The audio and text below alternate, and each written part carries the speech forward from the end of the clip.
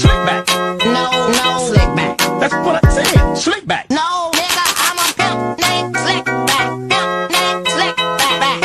Pimp named Slick back. Nigga, are you deaf? I'm a pimp named Slick. Assalamualaikum warahmatullahi wabarakatuh. My name is Usi Firis Fariga. I am from MNJ 22B NPM 22411171. In this video, I will explain about sampling technique. Explanation. Teknik sampling adalah metode yang digunakan dalam statistik untuk memilih sampel dari populasi yang lebih besar dengan tujuan untuk membuat estimasi atau generalisasi tentang populasi tersebut. Sampling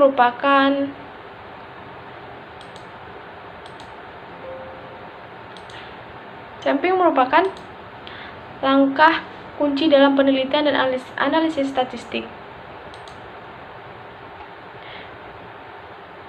Karena seringkali tidak praktis atau ekonomis untuk mengumpulkan data dari seluruh populasi. Purpose. Tujuan pengambilan sampel. Pengambilan sampel dilakukan untuk menghemat waktu dan sumber daya. Sampel tetap memberikan estimasi yang cukup akurat tentang populasi. Sampling digunakan dalam berbagai disiplin ilmu, seperti statistik, ilmu sosial, ilmu ekonomi, penelitian pasar, ilmu dokter, dan masih banyak lagi. Type of sampling technique. Pengambilan sampel jenis-jenis teknik. Sampling acak sederhana, sampling random. Ini adalah teknik di mana elemen dalam populasi memiliki probabilitas yang sama untuk dipilih ke dalam sampel. Stratified sampling. Populasi dibagi menjadi subpopulasi atau strata, dan kemudian sampel diambil secara acak dari masing-masing strata sesuai dengan proporsi yang sesuai. Cluster sampling. Populasi dibagi menjadi kelompok-kelompok atau cluster, dan beberapa cluster dipilih secara acak untuk diuji secara keseluruhan. Pengambilan sampel estimatis. Sampel dipilih dengan interval yang tetap, dengan elemen pertama dipilih secara acak. Pengambilan sampel sistematis. Sampel dipilih dengan interval yang tetap dengan elemen pertama dipilih secara acak. Lalu, sample size. Ukuran sampel harus memastikan dipilih dengan hati-hati untuk hasil yang akurat. Untuk sampel yang terlalu kecil dapat menghasilkan estimasi yang tidak dapat diandalkan. Sedangkan ukuran sampel yang terlalu besar dapat menjadi pemborosan sumber daya.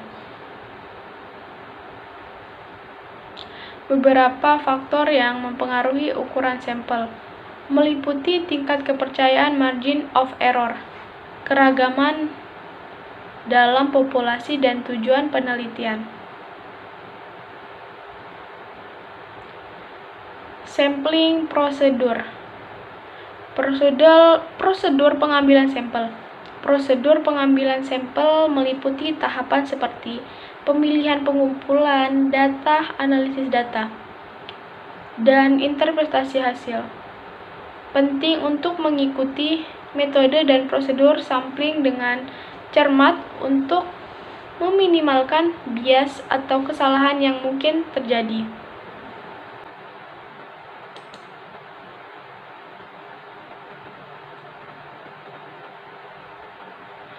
Kriteria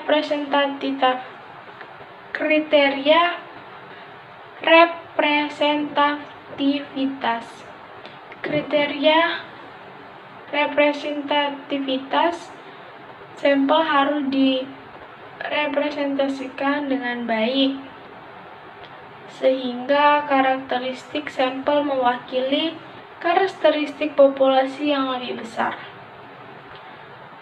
Kriteria representatif adalah panduan untuk memilih sampel yang sesuai. Statistik analis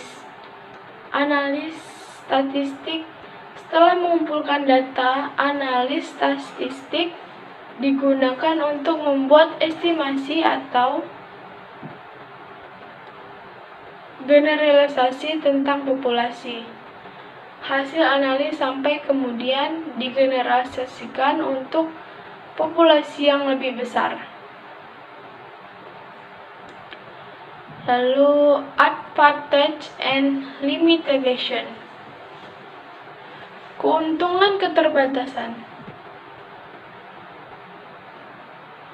Keuntungan dan keterbatasan teknik sampling adalah efisiensi dalam pengumpulan data, waktu, dan sumber daya. Keterbatasan termasuk risiko, kesalahan sampling, dan potensi bias jika teknik sampling yang digunakan tidak tepat.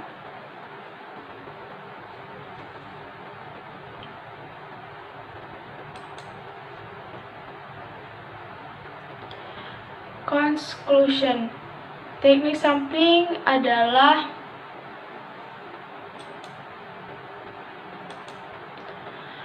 dasar dari banyak penelitian dan analisis statistik. Penting untuk memilih teknik yang sesuai dengan tujuan penelitian dan karakteristik populasi yang akan diuji. Dengan penggunaan yang benar, teknik sampling dapat memberikan informasi yang berharga dan dapat bergantung pada populasi yang lebih besar dengan biaya dan waktu yang lebih efisien. The explanation of the material from me. I apologize if there are sentences that are less pleasing. Thank you. Wassalamualaikum warahmatullahi wabarakatuh.